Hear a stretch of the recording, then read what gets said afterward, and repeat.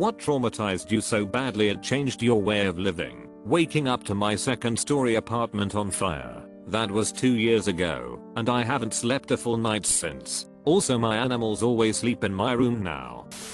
Someone leaving me a voicemail before they said goodbye forever. I must have replayed that message over 100 times and I have never looked at any of my friends the same since. I tell people I will always look at them under a microscope when it comes to their mental health, because I feel like I can't afford not to anymore. Finding out at 15 that my suspicion of being adopted really was true, which explained why my sister was on a pedestal and they raised me like they were Uncle Vernon and Aunt Petunia. I found out that my uncle was really my bio dad, who put me up for adoption, but kept literally all of his other kids. And my cousin was really my older brother who had passed away 3 days before I found all this out. Mom and dad were really aunt and uncle and they were reluctant to adopt me in the first place. I was, to them, a literal physical embodiment of mistake they couldn't go back on. My wife having an affair with an ex shortly after I spent my savings on a house for us. Lost a wife, stepson, pets, house, money and my secondary job all in one day was over 2 years ago, and I still have so many unchecked feelings towards it. Disrupted my concentration at my main job and gave me severe depression.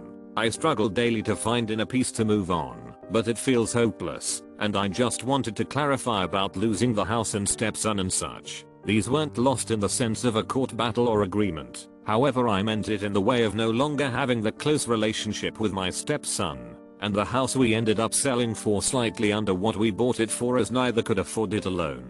I mentioned in another comment in hindsight I may have rented it out, but in the midst of it, I just wanted to get out. Growing up with parents who resented each other and fought constantly, but refused to divorce, has made me incapable of feeling anything but petrified and suffocated by relationships.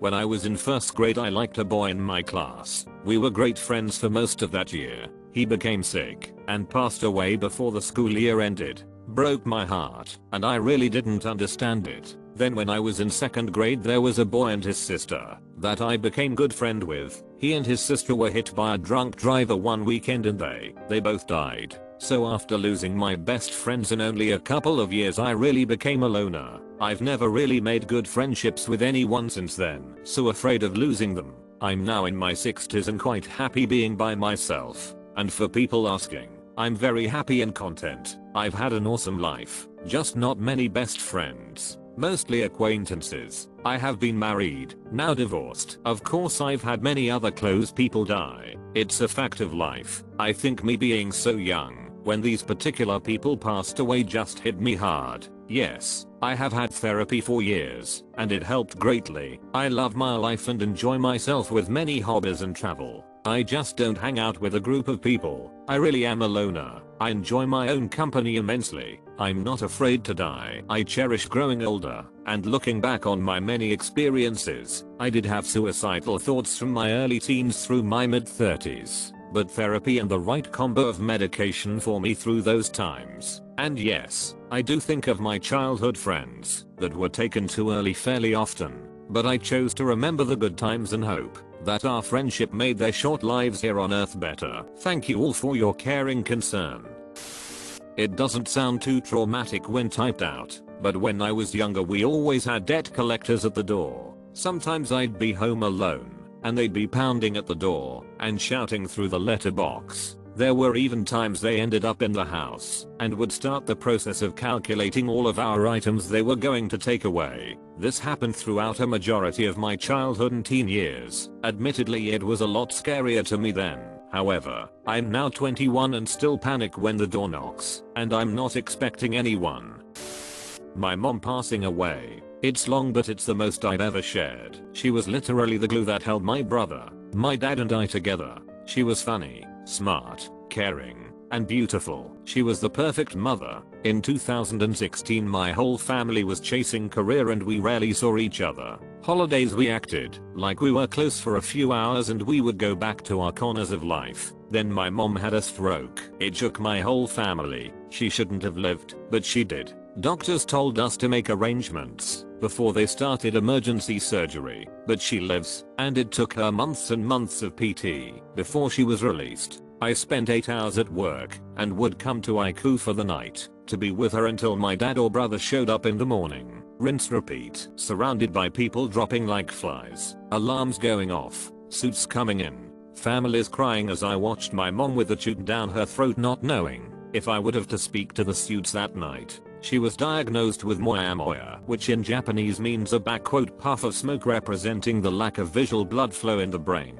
A disease that is often diagnosed in children between the ages of 10 to 14 or adults over the age of 40. Formation decent, which my mom was neither. A rise in blood pressure with moyamoya is a death sentence. It should have, but it wasn't. So she recovers. She had to do 2 cerebral bypasses, where they take a vein from your neck and lay it on your brain. Your brain incorporates the vein to give itself a healthy blood flow. We did one side and let herself heal for a few months before attempting the other side. She was then diagnosed with breast cancer. We fell apart. She couldn't get the second bypass because chemo was needed and it would wreck the body to have surgery. While battling cancer, she lost her hair after growing it back due to the cerebral bypass. She was so strong. She beat cancer, had her second bypass, and it was finally over. We went back to our normal lives, as if nothing happened. I went back to work, my brother went back on the road, and my parents bought a house. She couldn't work anymore, so my dad had to work harder.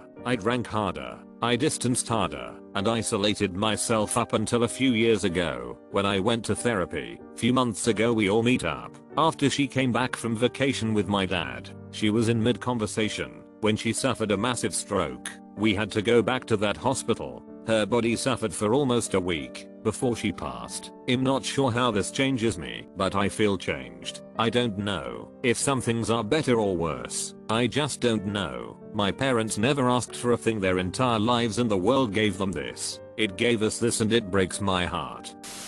The story of that young father in Utah that died while stuck upside down in a cave still haunts me. He crawled down a tight passage thinking it was a different location. It was a dead end. He was completely upside down. Only his ankles were visible. Everyone tried to rescue him, but it was impossible. He died after being in that position for 28 hours. I will never go into a cave, even if it's like made for children. You will never see me in a natural underground structure. I was 0.5 seconds away from drinking my glass of milk, as in, the glass was touching my lips when I looked down and saw a dead spider floating in the milk. It's been 6 years. I still religiously check the glass before and after pouring anything into it. My trust is forever broken. Being made to stand in front of the entire class when I was around 10 to 11 years old while being berated by our class advisor. She accused me of writing a note she allegedly found along the hallway, bad-mouthing and cursing her. I have no idea why she zeroed in on me, considering I have no record of academic delinquencies prior to that, and was a fairly normal student. The experience of 50 students looking at you while an adult is screaming at you, calling you things as if you were the spawn of the devil, is legitimately humiliating. Since then, I've been a loner and tried my very best not to mingle with anyone, so that I wouldn't be caught up in anyone's troubles. I hate my elementary school. It was like a bad omen in my life. When I was 14, my grandmother had a stroke right in front of me. This was back in the day before September 11th. Someone called the operator, requested an ambulance, and gave the address. The operator called us back 5 minutes later and said they couldn't find the address. Phonetically, the names of the street sounded the same, and we had to spell the street name, and they were on the way. FYI, 5 minutes for a stroke is way too long, and the sound of the approaching siren of the ambulance gave me hope, as I had no fucking idea what to do or how to help. I felt so lost and incompetent while this was going on. It was the most helpless feeling in the world. I swore that day that I would never not be ready for an emergency. After high school, I went into EMS, got my EMT, special skills, then paramedic, followed by the fire department. Those skills have made the difference in countless lives. While I have retired from those fields, I still volunteer and keep a BTLS, basic trauma life support, kit in my vehicle just in case.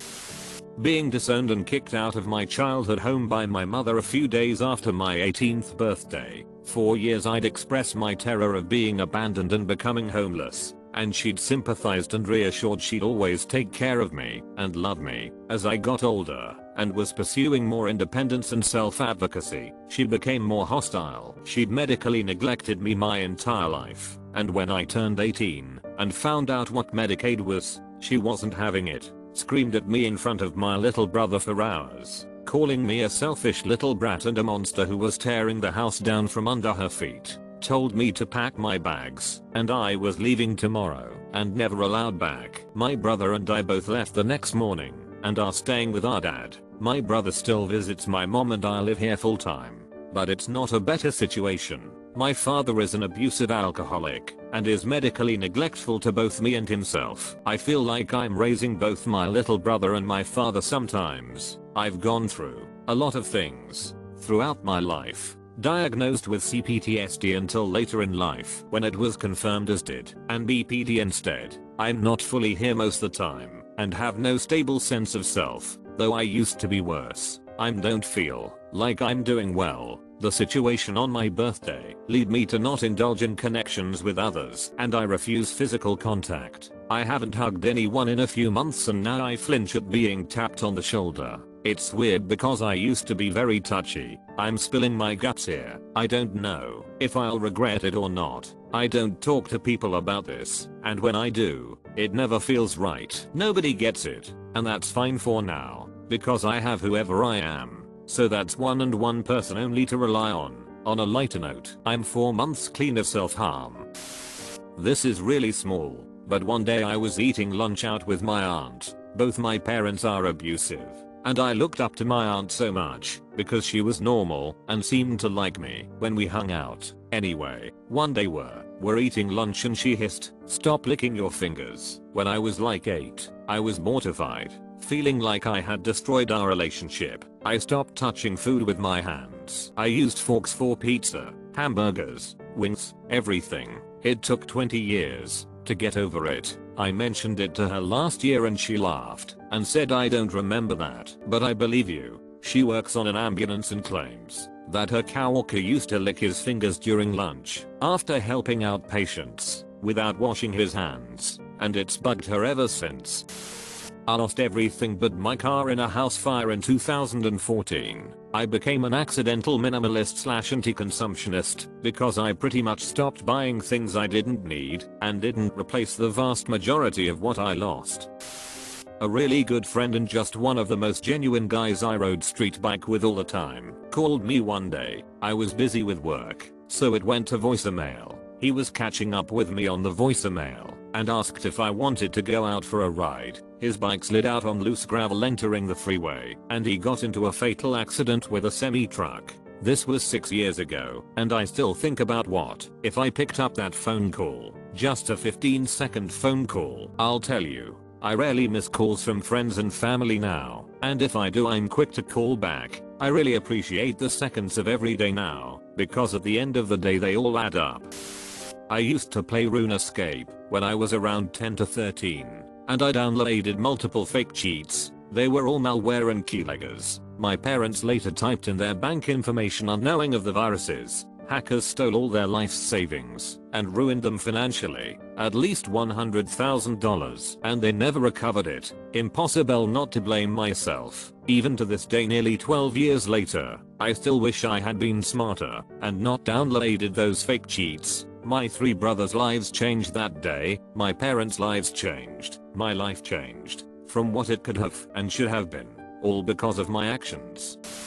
We took a family trip to Carlsbad Caverns about 10 years ago. Once you get to the bottom, you can either walk back up or take an sketchy elevator. Family wanted to take the elevator, so we did. Someone told the operator how scared I get, and he said I hope it doesn't break down like it normally does as a joke. Then he made the elevator stop again, as a joke. I didn't think it was funny, especially when we actually couldn't get it going again. I started to panic. My sisters and my wife were trying to comfort me, but I started hyperventilating, and my whole body started to tremble. I think I was about to pass out. The elevator started going again, and when we got to the top the operator wasn't such a jokester anymore. He was shaking and apologizing profusely. When we go to Las Vegas, I try to get a room on the first floor of whatever hotel, or I'll ask security for special privileges for the stairs, and I'll gladly use stairs, whether I'm on the second floor or the 20th floor. Sometimes neither is an option. Then others on the elevator, get a fun show and get to watch me panic. The first girl I had a crush on died over 7 years ago. We met through mutual friends. Went on some type of double date which basically consisted of me, a friend and her cousin staying the night at her place. I was just so attracted to her I couldn't believe she would be into me until she was sitting on my lap making out with me. Things got a little messy afterwards. We did meet on /off a few times. Then she broke it off because of some rumors she heard about me. Still no clue what she was on about, though I failed to address it properly. Got back in touch 6 months later, and we started getting closer again. Then dead silence. 3 years later I went to the hospital in my hometown because of a back injury. I met her there by accident, bound to a wheelchair and completely drained. Couldn't have waited more than 40 kgs, most likely less. We had one final, short and awkward conversation. Then she was brought back to her room by a nurse. A week later she was dead. So many things left unsaid. So many wasted opportunities of happiness and the overbearing feeling that life was just so fragile. It could all be over so quickly. After that, I decided to live with no regrets. 7.5 years later, and I tried to make the best out of everything and leave no stone unturned. I might not have been perfect, but I'm quite happy with how things turned out. In any case, rest in peace, Linda. 1992, 2014. I hope you are in a better place now. You sure deserve it.